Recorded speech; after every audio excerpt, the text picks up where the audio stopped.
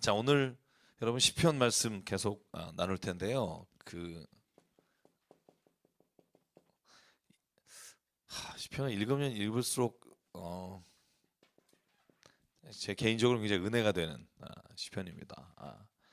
여러분 어떠신지 모르겠습니다만 제가 시편을 이렇게 자세히 이렇게 1편부터 읽어본 적이 별로 없다라는 생각을 보게 됐고요. 또 여러분들도 아마 그랬으리라고 생각해요.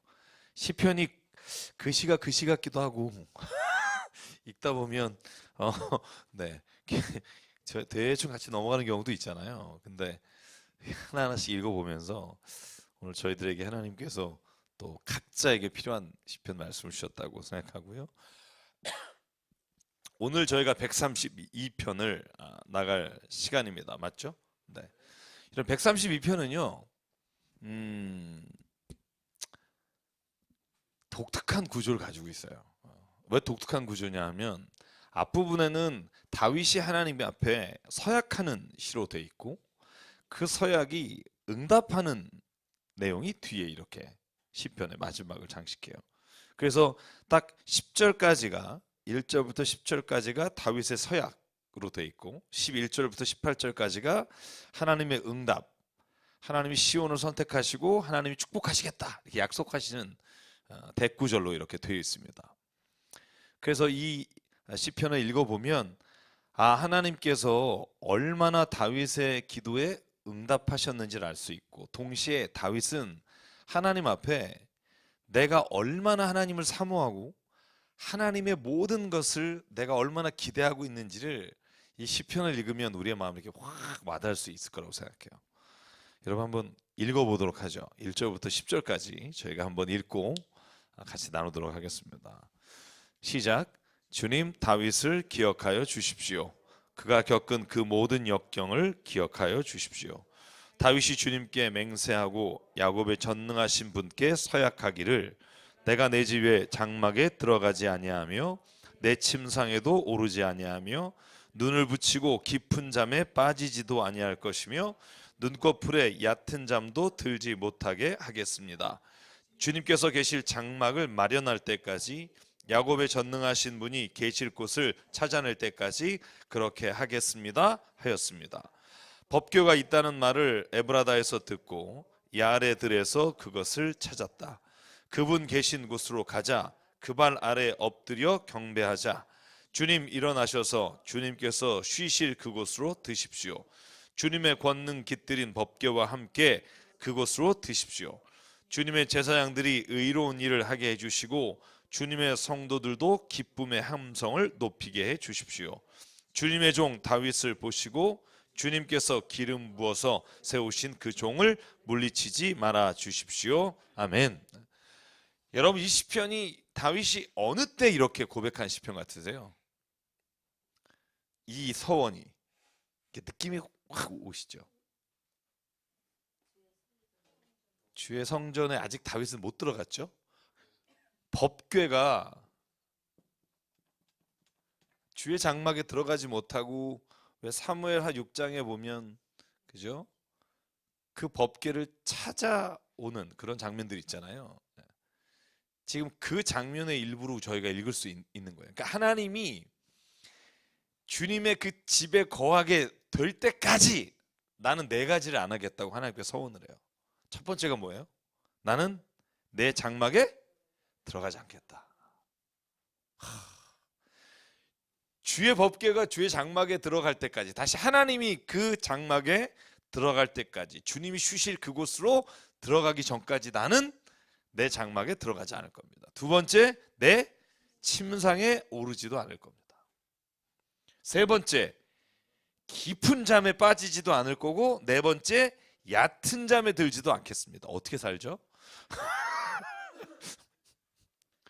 베델, 하나님의 집에 하나님의 법궤가 들어갈 때까지, 하나님이 쉬시기 전까지. 저는 이렇게 믿고 싶어요. 과장법이다. 과장법이다.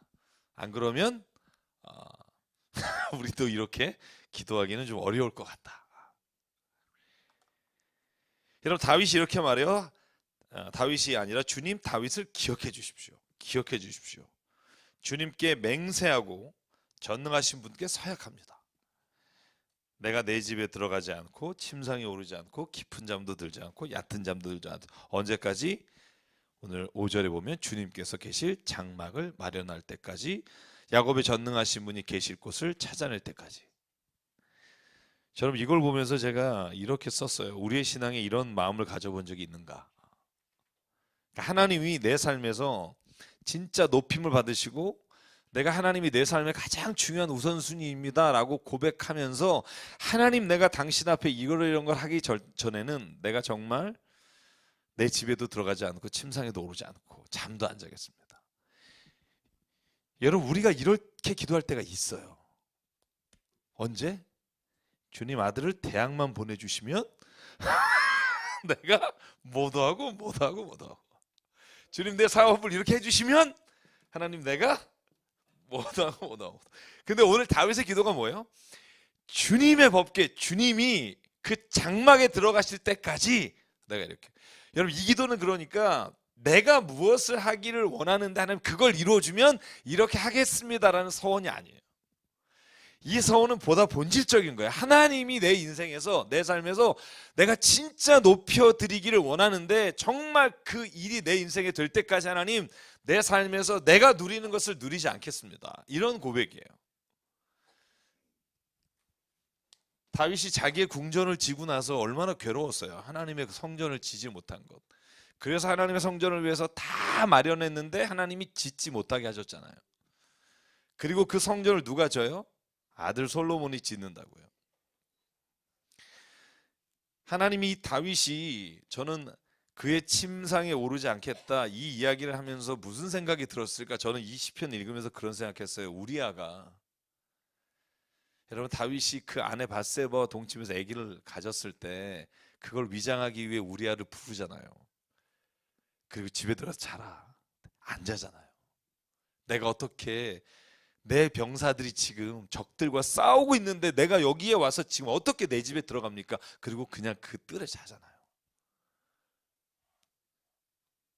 사실 저는 뭐 다윗이 젊은 시절에 그 아둘람 굴이라든가 그렇게 고생하며 잔 것도 있지만 저는 이걸 보면서 그 생각을 했어요. 그 충성된 종, 충성된 신하, 자기는 그를 지금 죽이려고 계획을 짜는데 짠하지 않아요? 그 가족에게 죄를 범했는데 그 신하는 다윗 왕과 이스라엘에게 충성을 맹세하며 침상에 들어가지 않아요. 저는 오늘 다윗이 하나님 앞에, 하나님이여 당신이 쉬실 곳으로 내가 마련하기 전까지, 그곳에 들지 전까지는 저는 하나님 이렇게 하겠습니다. 저는 저희의 기도가 이런 기도로 바뀌는 게 저는 신앙의 깊이와 영성을 더하는 삶이라고 믿습니다. 예전에는 우리가 처음 하나님 믿을 때는 하나님 내가 정말 이러이런 내가 원하는 것들을 해주시면 하나님 정말 내가 하나님 앞에 이러이렇게 하겠습니다 서운했지만, 우리의 신앙의 깊이와 연수가 더할수록 우리의 기도가 하나님을 높여드리기 원합니다. 하나님 존귀와 찬양과 영광을 받으십시오. 만약에 하나님이 내 삶에서 그렇게 되지 않는다면 하나님 내가 오늘 다윗이 말한 것처럼 이러하게 하나님 내가 하겠습니다 하고 서운하는 기도, 저는 그 기도가 진짜 우리가 하나님을 내 삶의 주인, 내 삶의 생명의 근원 되시는 분이라고 믿음으로 살아가는 사람에게 드리는 그 입에서 고백되는 기도라고 믿습니다. 저는 그 기도가 우리에게서 점점 늘어나길 주의 이름으로 간절히 소망합니다. 여러분, 그런데 여기 있는 단어 중에 6절에 법궤가 있다는 말을 에브라다라고 되어 있는데, 에브라다는 여러분 미가서 5장 2절에 보면 이 베들레헴이라는 단어, 베들레헴이라고 불려요. 그리고 야레들, 이게 참 어딘지 어렵지만 학자들은 이걸 기랏 여아림, 기랏 여아림이 어디냐면 여러분 법궤가 들어오던 곳이잖아요, 기랏 여아림. 그래서 시편의 주석자들은 이 장소를 그렇게 주석하고 있고요. 그러니까 이 장면은 더욱더 다윗이 그 법궤를 들어올 때 하나님 앞에 서원한, 하나님께 이렇게 약속하겠다고 드린 기도가 되는 거죠. 그리고 그 기도가 뭐냐면 주님의 제사장들이 의로운 일을 하게 해주시고, 9절이에요. 주님의 성도들도 기쁨의 함성을 높이게 해주십시오. 주님의 종 다윗을 보시고 주님께서 기름 부어서 세우신 그 종을 물리치지 말아 주십시오. 그래서 이렇게 하나님 앞에 서원을 했단 말이죠. 그리고 난 다음에 11절부터 마지막 18절까지가 하나님의 응답으로 되어 있어요. 같이 한번 읽어볼까요? 자, 시작. 주님께서 다윗에게 맹세하셨으니 그 맹세는 진실하여 변하지 않을 것이다. 내 몸에서 난 자손 가운데서 한 사람을 왕으로 삼을 것이니 그가 보좌에 앉아 내 뒤를 이을 것이다. 만일 내 자손이 나와 더불어 맺은 언약을 지키고 내가 가르친 그 법도를 지키면 그들의 자손이 대대로 내 뒤를 이어서 내 보좌에 앉을 것이다. 주님께서 시온을 택하시고 그곳을 당신이 계실 곳으로 삼으시기를 원하셔서 이렇게 말씀하셨다. 이곳은 영원히 내가 쉴 곳, 이곳을 내가 원하니 나는 여기에서 살겠다. 내 성읍에 먹거리를 가득하게 채워주고 이 성읍의 가난한 사람들에게 먹거리를 넉넉하게 주겠다. 제사장들로 의로운 일을 하게 하고 성도들은 기쁨의 함성을 지르게 하겠다. 여기에서 나는 다윗의 자손 가운데서 한 사람을 뽑아서 큰 왕이 되게 하고 내가 기름 부어 세운 왕의 통치가 지속되게 하겠다. 그의 원수들은 수치를 당하게 하지만 그의 면류관만은 그의 머리 위에서 빛나게 해주겠다. 아멘. 여러분, 오늘 다윗이 하나님 앞에 하나님이 거할 곳에 대한 기도를 드리고 하나님이 그 곳에 거할 때까지 내가 정말 이렇게 하겠습니다라고 서원할 때 오늘 하나님의 응답은요, 재밌는 게 뭐냐면 다윗이 구하지 않은 것까지도 하나님께서 이렇게 주세요. 내가 너의 자손 중에 하나를 택해서 큰 왕이 될 거야 할 것이다. 저는 이 장면을 보면서 그런 생각해요. 우리의 기도가 이런 기도가 되면 좋겠다 하는 거죠. 우리는 하나님의 도우심과 하나님의 높으심과 하나님을 이 삶에서 어떻게 하면 내가 살아가는 자리에서 하나님을 존귀하게 할까에 대해서 우리가 관심 갖고 기도하고, 하나님은 우리의 삶에서 필요한 것을 아시는 하나님께서 우리에게 각자에게 필요한 것을 응답해 주시는 것, 이게 거꾸로 되는 경우가 많잖아요. 우리가 원하는 걸 구하고 하나님은 하나님이 정말 우리에게 원하시는 그거를 주시는데 하나님 이거 말고요, 이딴 거 말고 내가 왜 지금 몇 년째 기도하는 거 있잖아요, 그거를 하나님이 주셔야만 됩니다라고 할 때 하나님은 오히려 우리에게 먼저 내가 너에게 원하는 게 있는데 그게 뭐냐면 그의 나라와 그의 의를 구하면 좋겠다. 그러니까 하나님의 나라와 하나님의 의를 우리가 구하고 하나님은 이 모든 것을 더하여 주시리라 하고 먹을 것과 입을 것과 마실 것을 주시는 거. 이게 전문 용어로 하면 쿵짝이 맞는다 그러죠. 근데 거꾸로 되면 이게 참 곤란한 거예요, 서로. 나는 하나님의 구할 것은 관심이 별로 없고 하나님이 내 삶에서 이루어지는 것보다는 내가 정말 원하는 것들로 모든 삶의 기도가 채워지고, 하나님은 오히려 그 무엇이 너무나 답답해서 하나님의 것을 채워주는데 그걸 불만족스럽게 여기는 거예요. 교회 목회자와 교회 모든 그 당회나 아니면 무슨 운영위원이나 모든 교우들의 관계가 저는 이렇게 돼야 한다고 생각해요. 목회자는 너무너무 감사하고 너무너무 고맙다고 생각하고, 신도분들도 마찬가지, 성도들도 다 고맙다고 생각하고 서로가 그렇게 돼야 되는데 반대가 되면 골치 아프죠.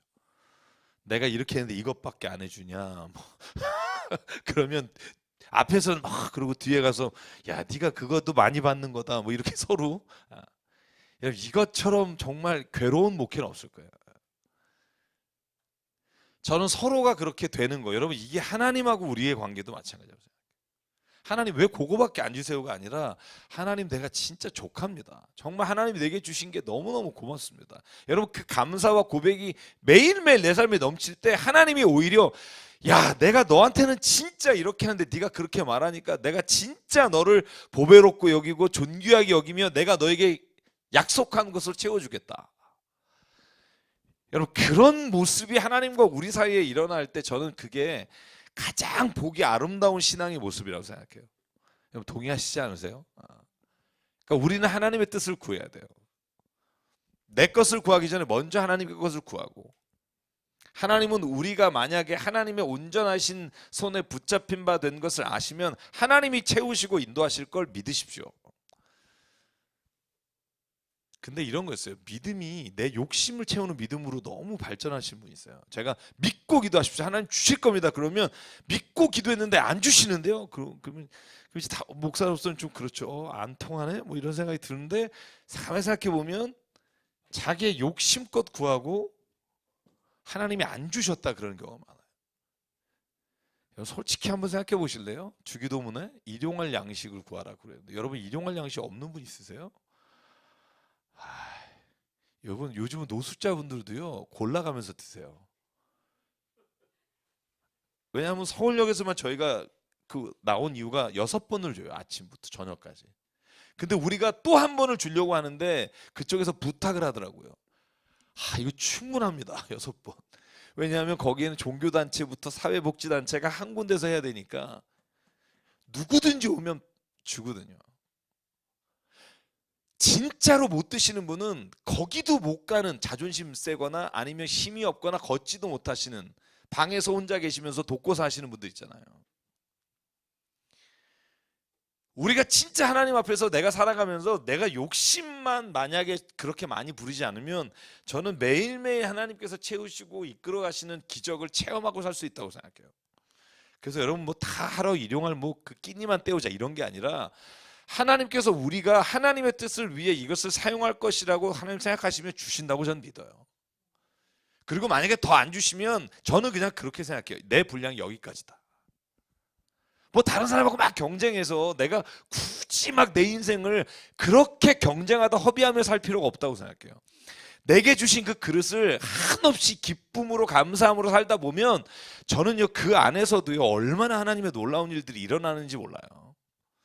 괜히 남의 그릇 커 보이는 거 따라가다가 자기에게 주신 것까지도 잃어버리는 사람이 되지 않기를 바라요.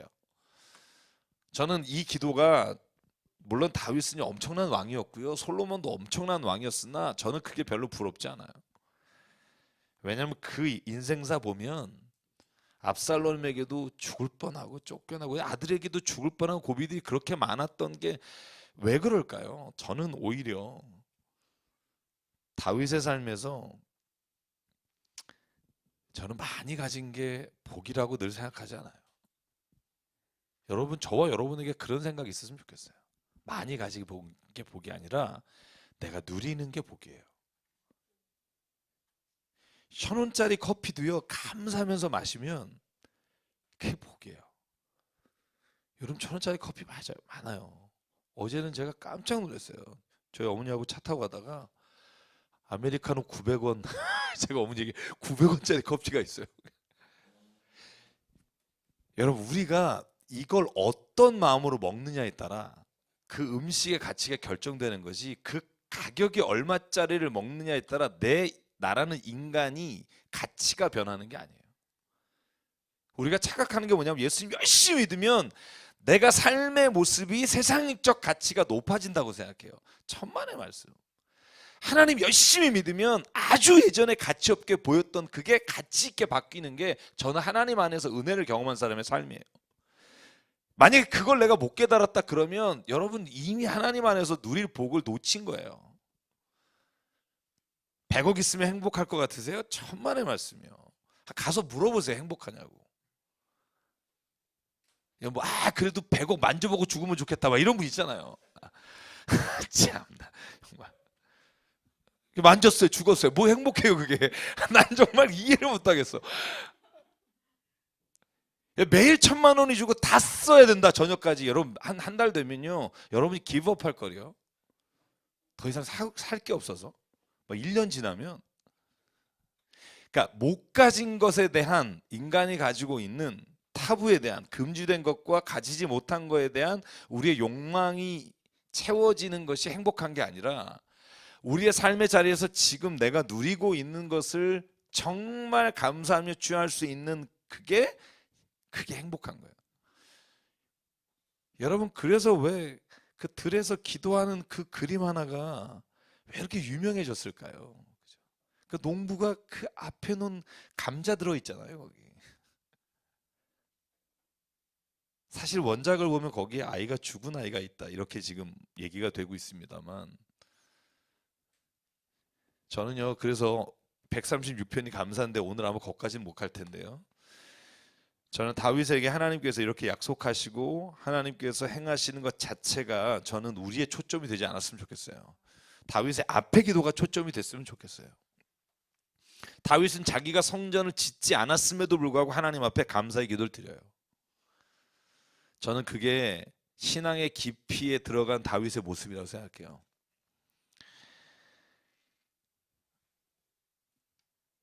할 얘기가 좀 많지만 제가 그냥 한 구절만 더 얘기하죠. 오늘 8절부터 10절까지를 보면요. 제가 한번 이 다윗의 기도하고 솔로몬의 기도, 솔로몬이 성전에 들어갈 때 여러분 기억하시는지 모르겠습니다만 솔로몬이 드린 역대하 6장 41절 42절 있어요. 한번 찾아보실래요, 여러분? 여기 8절부터 10절까지 하고 솔로몬의 그 기도가 얼마나 비슷한지.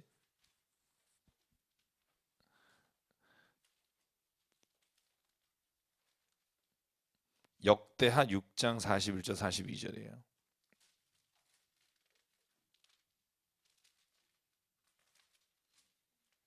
역대하 6장. 제 써놓은 게 맞다면 또 제가 잘못 쓰는 경우도 많아서. 맞나요? 거기 한번 같이 읽어보실래요? 시작. 주님께서 쉬실 그것으로 드십시오. 주님의 권능이 드린 법과 함께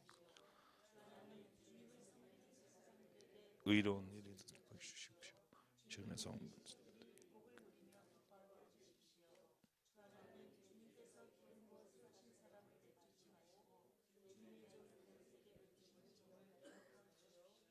네. 그 41절 42절이 8절 9절 10절하고 거의 유사하죠. 그죠?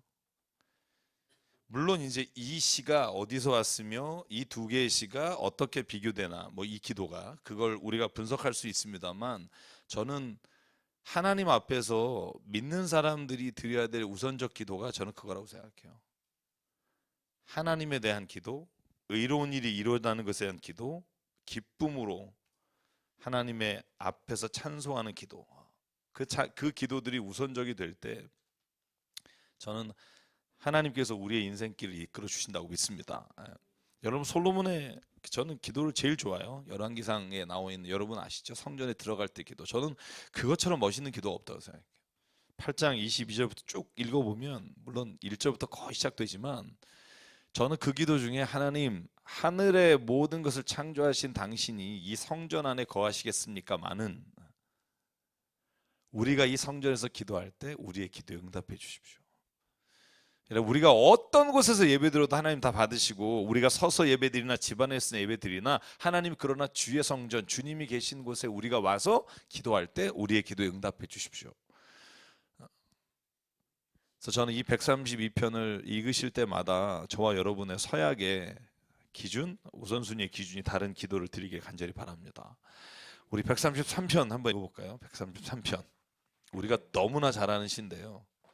제가 가장 좋아하는 시편 중에 하나입니다. 뭐 너무 짧아서 그냥 한 번에 3절입니다. 같이 한번 읽을까요? 시작. 그 얼마나 아름답고 즐거운가 형제자매가 어울려서 함께 사는 모습. 머리 위에 부은 보배로운 기름이 수염 곧 아론의 수염을 타고 흘러서 그 옷깃까지 흘러내림 같고 헤르몬의 이슬이 시온산의 내림과 같구나.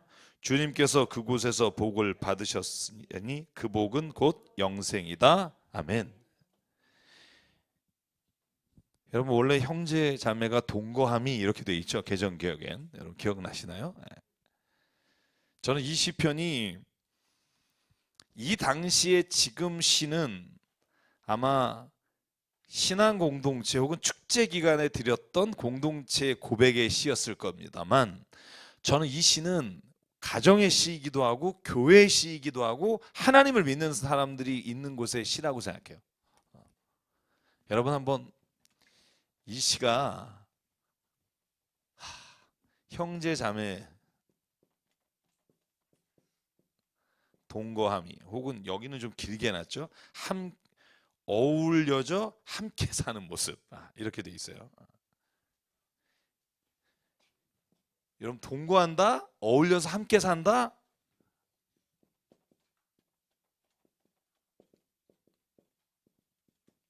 근데 이게 재밌는 게, 제가 찾아보니까요, 이 야샤브란 동사를 썼어요. 야샤브란 단어를 썼는데, 그게 뭐냐면 안다라는 단어예요. 동거한다는 단어가. 여러분, 이 단어를 여러분이 시편 1편에 읽으신 기억나죠? 복 있는 사람은 악인의 꾀를 좇지 아니하며 죄인의 길에 서지 아니하며 오만한 자의 자리에 앉지 않다 할 때 그 단어예요. 그러니까 이렇게 앉는다라고 하면 우리가 죄를 쫓아가다가, 그죠? 이제 서서 할까 말까 고민하다가 주저앉으면 이제 이미 그걸 하고 있는 거죠. 여기서 동거한다는 단어가, 그래서 우리 형제자매 공동체가 서로 그곳에 머물러서 앉아서 우리가 무언가를 지금 하고 있는 것을 동거함이 어찌 그리 아름다운지요 라고 돼 있어요. 여기에 감탄사로 시작해요. 힘내 보십시오, 형제자매가 함께 동거하면 얼마나 아름답습니까? 이렇게 돼 있어요. 형제자매가 있는 게 진짜 아름다운가요, 여러분? 우리가 지금 같이 있는 게 아름다운가요? 솔직히 한번 얘기해봐요. 우리 교회가 아름다운가요? 오, 아멘.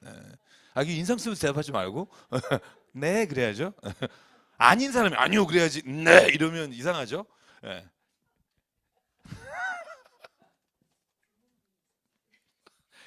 여러분, 제가 왜 이 얘기를 강조하냐면요, 사람이요, 형제 자매가, 혹은 우리가, 제가 자매라는 말을 넣었어요. 원래 여기는, 그죠? 형제 자매가, 보시면 사람이요, 사람을 만났을 때, 사람을 볼 때 여러분은 뭘 제일 먼저 보세요? 사람을 볼 때 얼마 있나 뭐 이런 거? 뭘 제일 먼저 봐요? 사람을 볼 때 얼굴. 그런 얘기가 아닌데 지금 어디를 보냐를 때 얼굴, 눈, 뭐 코, 입 이런 거 말고 뭘 보냐는 거예요. 뭘, 이게 뭐, 이게 무슨 뭐 어디 뭐 아니 지금 무슨 뭐 미팅 나가요? 무슨 얼굴, 무슨 코 이거 말고 여러분이 나가서, 예? 그러니까 여러분이 뭘 봐요? 사람의 뭘? 아이 죄송해요. 그러니까 뭐 뭘 보죠? 사람됨 뭐 이런 거, 예를 들면 인격. 아니 얼굴, 그러니까 하나만 하자고요. 아니 싸우지 마시고 얼굴, 코, 눈 뭐 이러지 말고 그냥 얼굴이면 얼굴. 이 부위를 따지지 말고 지금 얼굴. 그다음에 뭐 인격. 그다음에 뭐 보세요, 사람의? 야, 저 사람 괜찮은 사람이다, 좋은 사람이다. 그렇게 말하잖아요, 보통 우리가 만나서. 저 사람 진짜 이상하다. 그 기준이 뭐냐는 거예요. 여러분이 보는 기준. 말. 인격이 뭐 말에 들어갈 수 있고, 또 뭐가 있을까요? 첫인상. 얼굴에 들어가겠죠. 예. 좀 달라요? 네네. 네, 네, 네. 전체 피규어, 그죠? 예. 예, 부부끼리 정리하고 오시고요, 다음 주부터. 자, 혹시 다른 다른 분, 다음 다 나온 거예요 이제? 여러분 뭐 진짜 이것만 봐요? 예? 돈, 돈, 그치? 야, 역시 오래간만에 온 사람이 솔직하다. 이게 처음 온 사람들은 다 지금 나를 어떻게 볼까 막 이런 생각하는데, 돈이요, 그치? 돈. 그죠? 저는 우리가 신앙적으로 진짜 가장 먼저 바뀌어야 될 게 사람의 뭘 보느냐 하는 것 같아요. 저는 이게 변하지 않으면, 아무리 우리가 신앙적으로 오래 하거나 그래도 우리가 보는 기준이 바뀌지 않으면 저는 헛걸음하는 경우가 많다고 생각해요. 헛걸음하는 거. 예수님 믿고 내 삶에 있어서 주님을 만나서 내가 전 존재가 하나님 안에서 새롭게 돼 가고 있는데도 예전에 여전히 보고 있고 내가 여전히 사람을 판단하는 기준이 똑같다면, 사실 우리는 지금 변화되지 않은 거예요. 사람은요, 사람을 대할 때 도구적 이성이 제일 먼저 발달해요. 이 사람이 나에게 도움이 될까? 이 사람이 나하고 어울릴까? 이 사람하고 내가 같이 다니면 사람들이 어떻게 볼까? 뭐 이런 것들 있잖아요. 그러니까 이 사람을 보는 게 아니라 사람이 그 사람하고 나하고 관계에 있어서 내가 그 사람을 도구적 이성으로 판단을 해요. 쉽게 말하면 사람은 본능적으로 다른 사람을 수단화하는 아주 독특한 경향이 있어요. 이게 여러분 그냥 생각하고 하는 게 아니라 그냥 본능적으로 그렇게 돼요. 저 사람하고 엮이면 안 좋겠다. 피하죠. 왜냐하면 내가 괜히 만나서 이 사람 엮여서 손해보느니 피하게 돼 있단 말이에요. 여러분 레위나 제사장이 왜 피했겠어요? 이 사람하고 내가 있다가 보면 내가 손해보겠다 이런 생각이 강하잖아요. 근데 저는 133편을 읽으면서 그런 생각하는 거예요. 형제자매가 동거하고 함께 어우러지는 게 왜 좋은가? 그냥 좋은 거예요? 아니에요. 사람과 사람을 바라보는 존재론적인 어떤 삶의 질이, 만남의 질이 달라져야 좋아요. 그냥 있다고 좋지 않아요. 여러분 그냥 형제자매가 있다고 좋아요? 안 좋아요. 어떤 때는 있는 게 괴로운 적도 있지 않아요? 우리 교회 말고 다른, 그죠? 네. 빨리 좀 이 모임 끝났으면 이런 말 있잖아요. 그죠? 형제자매가 동거하면 아름답다. 이 터브라고 되어 있어요. 정말 얼마나 좋은가 뭐 이런 거 있잖아요. 얼마나 좋을까요? 그러려면 우리가 사람을 보는 관계에서 달라지지 않으면 저는 동거하는 게 좋아지지 않아요. 여러분 프랑크푸르트 학파라는 게 있어요. 독일에서 1차, 2차 세계대전 이후에 인간이 믿었던 그 이성이 바닥이 났잖아요. 여러분 2차 세계대전 때만 2,500만 명 죽었어요. 그 전쟁에서 참혹하게 원자폭탄 터질 때까지 사람을 죽여요. 그러니까 그렇게 낙관적이었던 이성에 대해서 아주 절망했을 때 나온 학파 중에 하나인데, 여러분 그 사람들이 쓴 책 중에 제가 하나 소개를 해보면 도구적 이성 비판이라는 책이 있어요. 제가 좀 굉장히 좋아하는 막스 호르크마이어라는 사람이 쓴 책인데, 그 책에서 내용이 뭐냐면 이런 거예요.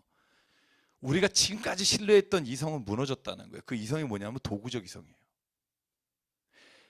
엄청나게 예를 들면 우리가 발명해낸 원자탄, 뭐 이런 원자탄을 발견한 건 아니지만 그걸 인류를 위해서 발견했다고 생각하지는 않지만, 인류 문명이나 과학의 발달이 인간을 복지 세계로 만들 것이고 아주 유토피아를 만들 거라고 생각했는데, 여러분 그걸로 오히려 사람을 죽이는 일에 전적으로 쓰이는 걸 보면서 인간의 이성이라는 게 사람과 자연을 도구화하는 이성만 발달해서는 이 세상이 정말 우리가 생각하는 그 세상이 될 수 없겠다라고 하는 자각의식에서 시작한 건데, 저는요 그것이 인간의 본능이라고 생각해요. 사람이 가지고 있는 본능. 근데 저는 이게 어떻게 하나님 안에서 변할 수 있을까? 어떻게 하면 변할 수 있을까? 저는 이게 굉장히 중요하다고 생각해요. 신앙에 있어서 우리가 다른 사람을 어떻게 바라보느냐의 시각의 문제가 저는 신앙의 문제, 모든 문제와 결합되어 있다고 생각해요.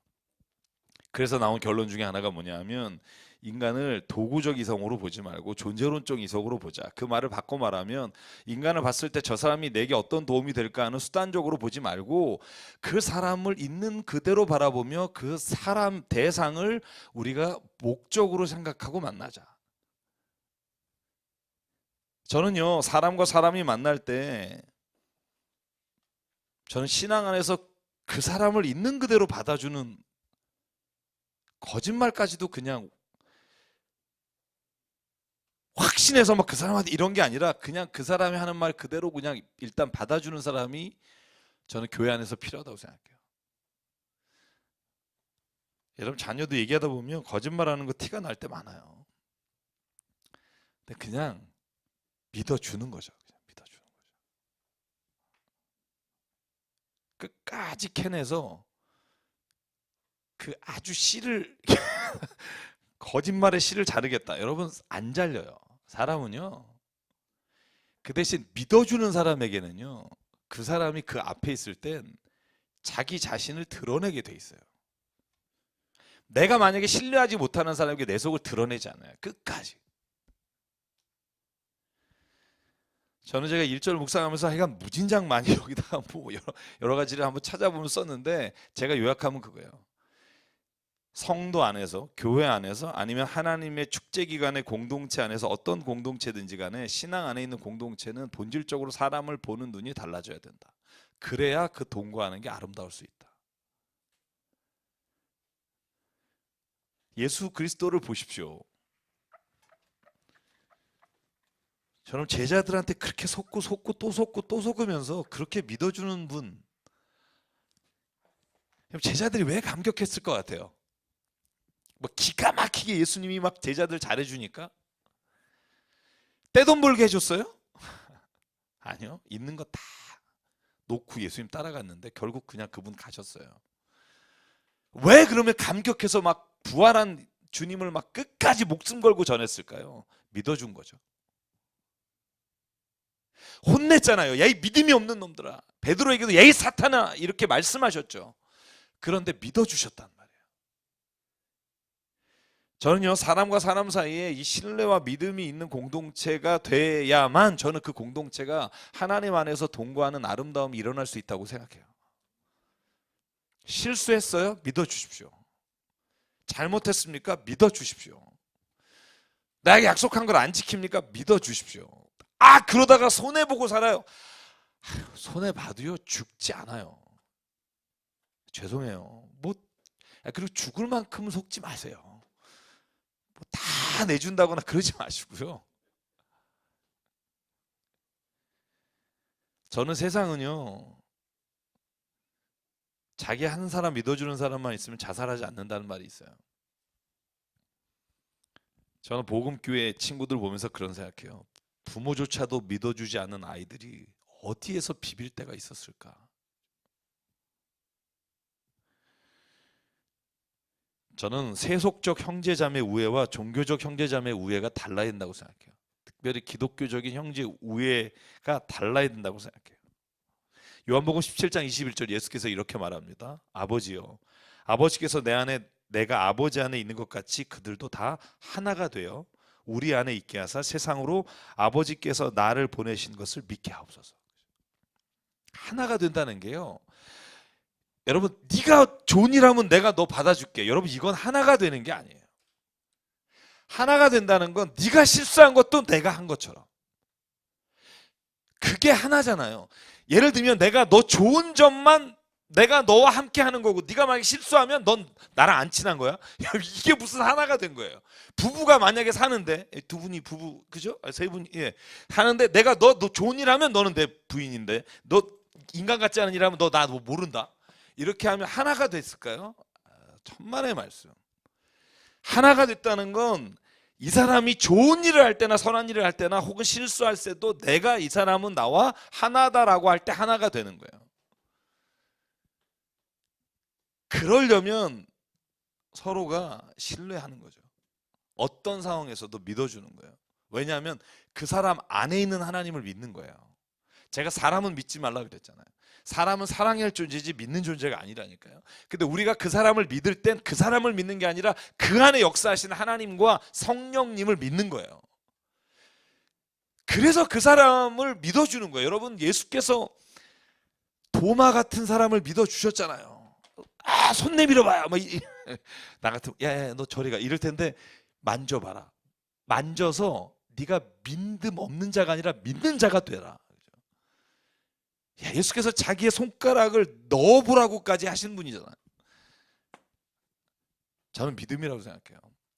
그 믿음은 사람을 변화시키고요.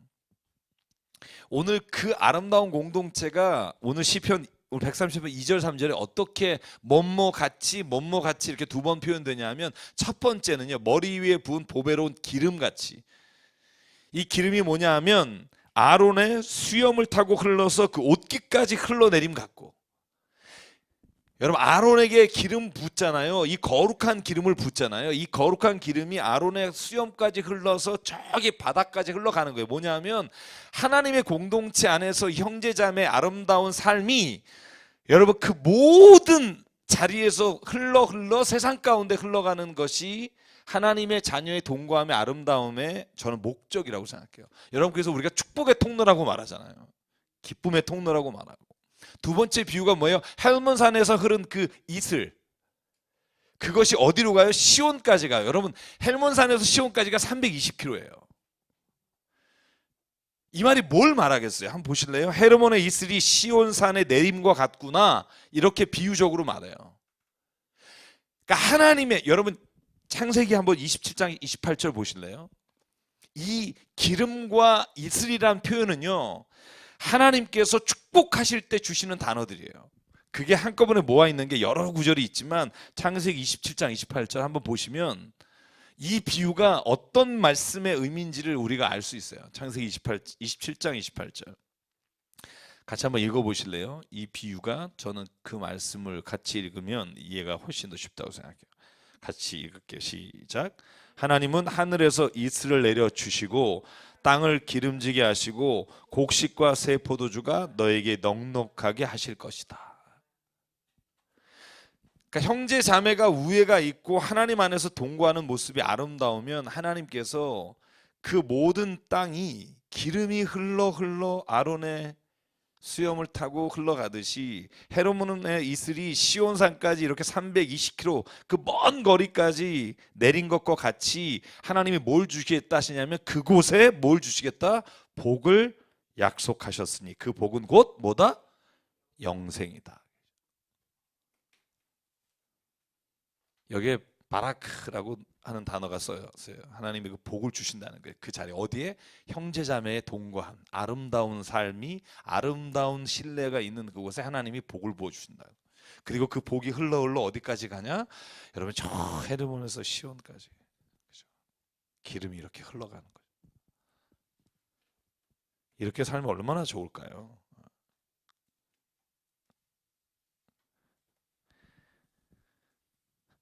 저와 여러분이 이렇게 함께 모여서 예배하고 함께 주님 안에서 동거하는 아름다운 모습이 결국 이 땅에 많은 사람들에게 그 복이 흘러가는 축복의 통로가 되는 거, 그게 하나님이 원하시는 일이라고 저는 믿습니다. 그래서 저는 오늘 20편은 물론 제가 세번역이라 저도 굉장히 좀 낯선 단어들이 많은데 우리 공동체가 아니면 가정이 꼭 기억해야 될 말이라고 생각해요.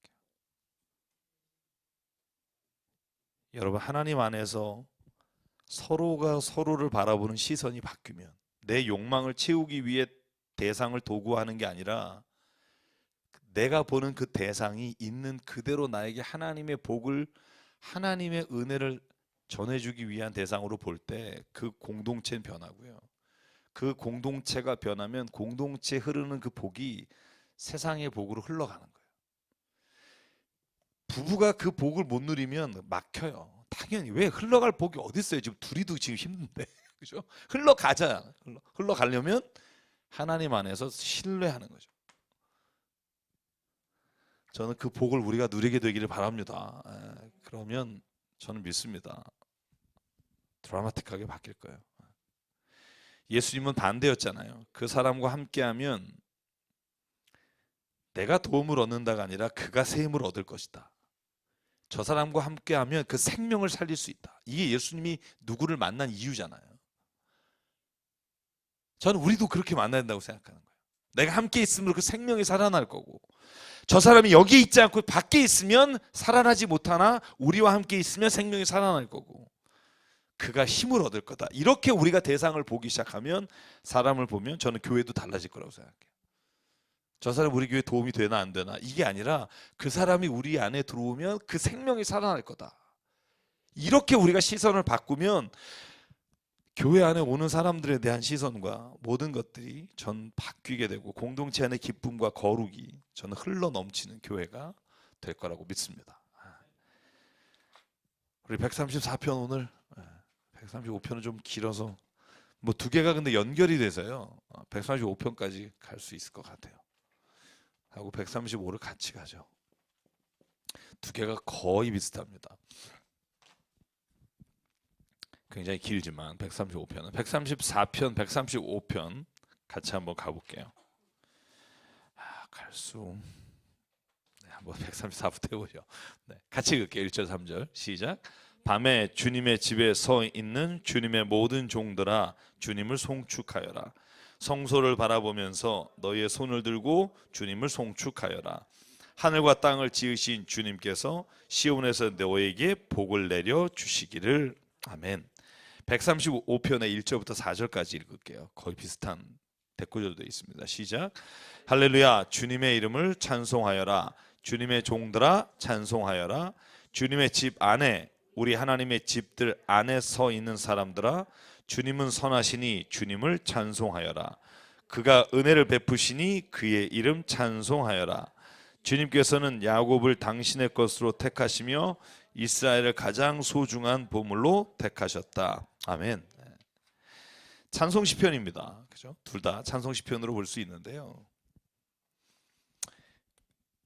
134편은 특별히 이 주님의 종들아, 주님의 집에 서 있는 주님의 종들아라는 이 구절은 성경에서 아론 제사장과 레위 지파를 일컬을 때 가장 많이 쓰는 단어예요. 그래서 이 시편은 보통 어떻게 보면 제사장이나 레위 지파에게 하나님께서 찬송하라는 그런 말씀으로 주신 시로 첫 번째로는 읽어야 된다고 모든 사람이 동일하게 말을 해요. 모든 시편의 주석자들이. 그러고 보면 이 시편에서 하나님께 찬송 돌릴 첫 번째 대상은 누구냐 하면, 올리는 첫 번째 대상은 주님의 집에 서 있는 모든 사람들, 레위지파 제사장들, 성소를 바라보며, 여기 성소가 아마 지성소일 거라고 생각하고요, 지성소를 바라보며 너희 손을 들고 주님을 송축해라. 하늘과 땅을 지으신 주님께서 시온에서 너에게 복을 내려 주시기를. 여러분 134편과 135편에 찬양이라는 단어가 다 다르더라고요. 단어가. 하나는 쉬르라는 노래한다는 뜻이고, 하나는 여러분께 잘 아는 할렐루야, 할랄이라는 단어고요. 하나는 뭐냐면 바라크라는 단어가 135편의 마지막에 쓰인 게, 그것도 송축하라라고 번역돼 있어요. 다 단어는 다른데 찬송하라라고 번역돼 있어요. 뭐 무려 한 7, 8개가 쓰이는 단어인데, 손을 들고 주님을 찬양하라, 이 말의 의미가 뭘까 하는 거예요. 손을 들고 찬양하라. 여러분 이스라엘 백성에게 손을 들다 혹은 손을 들어라 라고 할 때 어느 때 손을 들라고 하는 줄 아세요? 성경에? 여러분이 기억나는 장면. 네, 모세가 손을 들고 있어요. 아론과 훌이 손 드는 거. 그건 이제 찬양할 때가 아니고 기도할 때긴 하지만 일단 손을 들고 있고, 그 다음에 여호사밧 왕이 찬양할 때 손을 들고 찬양했고, 또 거제를 드릴 때 이렇게 올렸죠. 제사를 들어서 요새 돌리거나, 그죠? 무릎 꿇고 올리거나, 또 아론이 축복할 때 손을 들었어요. 성경에 보면 레위기 9장 22절에 아론은 양팔을 들어 그들에게 복을 빌어 주었다라고 돼 있어요. 그래서 목사들이 이렇게 축도할 때 손 들잖아요. 아마 그 본문이 아닐까라는 생각을 좀 해요. 물론 전체적인 건 바울의 축도가 나와 있지만, 그래서 승리나 기쁨이나 축복과 맹세를 할 때 손을 들어요. 근데 하나님을 찬양할 때 손을 든다 할 때 어떤 표시겠어요? 손을 든다. 이 두 손을 드는 거예요. 두 손.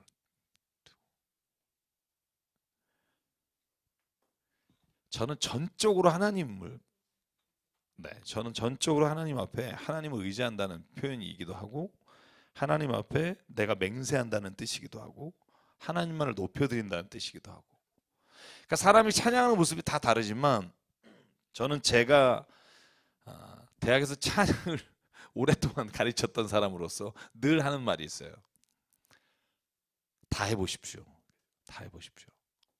제가 늘 권면하는 거예요. 찬양 인도자나 악기하는 사람이나 제가 이승주 목사님이나 뭐 박정환이나 다 제 강의에 들어온 친구에겐 다 경험해 보라는 거예요. 다 손도 들어보고 춤도 춰보고 뛰어도 보고 악기를 연주도 해보고 하나님을 성경 안에서 찬양하는 방법은 다 한번 해보십시오. 그러면 그것마다 다 느낌이 달라요. 손을 들고 찬양할 때도요, 여러 가지 방법이 있어요. 한 손을 들 수도 있어요. 두 손을 들 수도 있어요. 높이 들 수도 있어요. 옆으로도 들 수 있어요. 가슴에 손을 얹고 찬양할 수도 있어요. 여러분이 하나님 앞에서 하나님께 내가 몸으로 표현할 수 있는 모든 걸 다 해보십시오. 그러면 뭘 느끼게 되냐면 저는 춤을 추는 사람을 이해해요. 제가 춤은 잘 못 추지만 내가 몸으로 표현할 때 내가 입술로만 찬양하고 건 다른 게 와요. 그게 뭐냐면 내 온몸이 주님을 찬양한다는 거예요. 내 온몸이 하나님께 향해 있다는 거예요. 여러분 그냥 주님 이렇게 하는 것과 내가 주님라고 하는 게 왜 다르냐면 내가 전적으로 하나님 앞에 양손을 듭니다. 나는 포기했습니다. 하나님이 이제 주님 앞에 내가 여러분 제가 인도의 연극법을 여러분에게 말씀해 드린 적 있잖아요. 제가 미국에서 공부할 때 그 연습만 6개월 동안 했어요. 제가 한국 사람은 연기를 배울 때 슬픈 표정을 지을 때 이렇게 가르쳐요. 너 있잖아. 친구 제일 힘들었을 때 생각해봐. 기억해봐. 아버지가 아팠을 때 혹은 뭐 사랑하는 사람이 죽었을 때 생각해봐. 떠올려봐. 그러면 막 떠올리다 보면 눈물이 이렇게 흘러요. 그죠? 그래서 어떤 사람은 이렇게 하면 근데 인도에서는 제가 여러분에게 가르쳐 기억나시나요? 먼저 표정을 짓게 해요. 슬픈 표정을 가르쳐요. 그래서 32개의 표정이 딱 있어요. 그래서 연기학원 가면 그 표정을 연습시켜요. 그러면 표정을 하면 그 느낌이 나와요. 여러분 한번 인상 써보실래요? 죄송해요. 한번 해보실래요? 기분이 나빠져요. 이게 제가 발표한 거예요. 그래서 제가 여러분에게 확신 있게 말씀드려요. 사랑하는 여러분, 여러분이 몸을 들여서 하나님께 예배한다는 것, 찬양한다는 건요. 내가 몸을 하나님께 먼저 표현하면 내 안의 마음이 하나님께 향하게 돼요. 그래서 정말 찬양할 때 모든 걸 다 해보십시오. 내가 할 수 있는 최고의 것을 해보십시오. 한번 춤도 춰보시고요. 진짜 한번 하나님 앞에 그러면 내 목소리나 내 생각으로 드리던 찬양이 내 몸이 될 때 그때는 내가 강렬하게 하나님만 의지하는 내 마음의 깊은 곳에서 나와 있어요. 그래서 하나님이 몸을 주셨다고 저는 믿어요. 여러분 부인 사랑하는 거 알죠? 근데 사랑하는데 이렇게 걷는데 어머니 기억나시나요? 트럼프 대통령 왔을 때 부인이 트럼프가 손잡으려니까 딱 쳤던 거 기억나세요? 네. 사랑해 이건 하지 마 이러면 근데 여러분 사랑한다는 마음이 손을 잡을 때 이렇게 더 가까워질 때 그때 내가 말로 사랑한다는 것과는 다른 느낌이 와요. 사람과 사람 사이에도 하나님께도 마찬가지예요. 그걸 안 해보면 절대로 모릅니다. 해보십시오. 하나님 옆에 진짜 한번 내 전 존재를 하나님 앞에 드리는 찬양을 드려보시고요. 그러면 달라요. 내 영이 내 안에서 나를 이렇게 막 하는 게 느껴져요. 왜냐하면 여러분 왜 그런 거 있잖아요. 제가 지금 데이트하는 사람한테 묻고 싶지만 제가 물을 수는 없고 여러분 손을 잡으면 어깨 잡고 싶고 어깨 잡으면 이렇게 입 맞추고 싶고 이게 사람이 가지고 있는 이런 거잖아요. 죄송해요. 저만 그런가 보죠. 눈을 왜 그래요? 굳이 안 해도 되는데 그죠? 왜냐하면 이 몸이 하나님이 주신 이 선물이 하나님 앞에도 똑같이 저는 이 몸으로 드려지는 게 있다고 생각해요. 저는 그래서 이 손을 들고 주님을 송축하라 이 단어를 저는 굉장히 하나님 앞에서 여러분과 제가 드려야 될 찬양의 모습 중에 하나라고 생각해요. 들어보면 아실 겁니다. 그래서 여기에서 시온에서 너에게 복을 내려 주시기를 이렇게 되어 있습니다. 찬양하는 자에게 복을 주신다. 이 말씀이 저는 어떤 복이냐? 이 뒤에 한번 보면 제가 앞에 설명을 안 드린 게 하나 있네. 133편에 영생이란 단어 있잖아요. 그 복은 곧 뭐다? 영생이다. 그죠? 그럼 뒤에 134편도 복을 내려 주신다 할 때 그 복은 영생이겠죠. 그렇게 연결시킬 수 있겠죠. 그죠? 근데 구약 시대의 영생은요. 죽어서 영원히 사는 것이다라는 개념 전에 더 중요한 개념이 있어요. 그게 뭐냐면 하나님의 생명이 그에게 주어진다는 의미예요. 그러니까 하나님이 주시는 복, 하나님이 복을 주신다 할 때 하나님이 지금 그의 삶이 생명 가운데 하나님과 함께 거하는 삶으로 이어주신다는 게 첫 번째 의미를 가지고 있어요. 하나님의 생명력이 끊이지 않고 그 안에서 살아나는 게 이게 저는 복이라고 생각해요. 매일 무력하고 넘어지고 막 좌절하는 그 삶에서 하나님의 복이 영생이다라고 할 때 그 영생 하나님의 생명력이 내 안에서 계속 끊임없이 일어나게 해주시는 은혜, 저는 그 은혜가 찬양하는 자에게 주신 은혜라고 생각하거든요. 왜냐하면 찬양하면 바뀌어요. 내가 실망하고 낙심하고 막 이래 있다가 하나님이 내 안에 찬양을 주셔서 찬양하면 저는 하나님이 복을 내려주시는데 그 생명력이, 하나님의 생명력이 내 안에서 살아 역사하는 복을 주신다고요. 그러면 일어날 수 있어요. 일어나 걸어라, 그 찬양 저희 아버님 좋아하셨다, 그죠? 내가 새 힘을 주리니, 그죠? 찬양하면 이 가사대로 내 안에 하나님이 그 영을 부으셔서 생명이 살아나고 힘을 얻게 돼요. 손을 들고 찬양하십시오. 135편 오늘 어려울 것 같아요. 다 힘들 것 같아요. 꽤 길고 우상과 비교하는 대구절이 좀 살펴봐야 될 게 있네요. 그래서 오늘 1절부터 4절까지만 한번 말씀을 마지막으로 드리면, 왜 찬양해야 됩니까? 여러분, 제가 지난 주일날 103편 말씀드렸죠. 시편. 그죠? 하나님의 은혜를 잊지 마라, 이렇게 돼 있어요. 여기는 뭐라고 돼 있냐면 동일해요. 야곱을 당신의 것으로 선택하시고 이스라엘의 가장 선물로 택하신 하나님께 찬양하라는 거예요. 그 말은 다시 말하면 우리를 창조하신 하나님을 찬양하라. 저는 성경은요, 창조하신 하나님을 믿지 않고는 도저히 이해할 수 없는 게 저는 성경이라고 생각해요. 하나님이 나를 창조하셨습니다. 이걸 믿지 않으면 모든 게 이해할 수가 없어요. 나를 왜 사랑하는지, 끝까지 십자가에서 나를 왜 구원하시는지, 창조의 어떤 은혜를 체험하지 못한 사람은 절대로 알 수 없는 비밀이에요. 하나님이 나를 창조하셨습니다. 그래서 오늘 하나님을 찬양해야 될 중요한 이유 중에 하나가 뭘까? 하나님이 당신을 택하시고 당신을 소중한 보물로 여기십니다. 이렇게 찬양해야 될 이유라는 거죠. 그래서 여러분을 찬양으로 초대하는 단어가 135편 1절부터 4절, 19절에서 20절 똑같이 하나님께 송축하라, 찬양으로 여러분을 초대하는 본문으로 되어 있고요. 나머지 본문은 다음 주에 저희가 만나서 이야기를 하도록 하겠습니다.